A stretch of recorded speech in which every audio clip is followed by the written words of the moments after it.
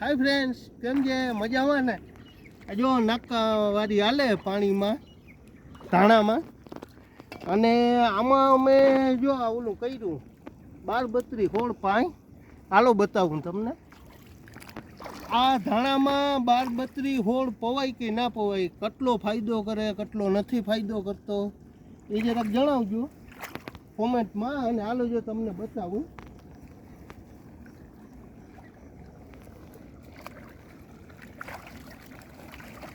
અને જો આ રીતે દેશી જુગાડ કર્યો છે. આ ડ્રમ છે, નીચે એક કાંક મૂકી દીધો અને 12-32ની હોળની આખી થેલી આમાં નાખી દીધી હતી આગલેથી. ને હવે આ ધાણામાં કાંઈ હોય તો આ ફાયદો કેટલો કરે ને એ તમે કહેજો. આ રીતે છે અને આને જો આ કંઈક હલાવવું પડે, નકર આ બધું તારે બેસી જાય, સમજ્યા? અને જો આ મોટર ચાલુ છે, હવે અંધારું થવા માંડ્યું અને હવે ઘરે જવું છે. અને બીજો ખેતી વિશેનો બ્લોગ અમે પાછા બીજા બ્લોગમાં ખેતી વિશેનો વિડીયો મૂકશું.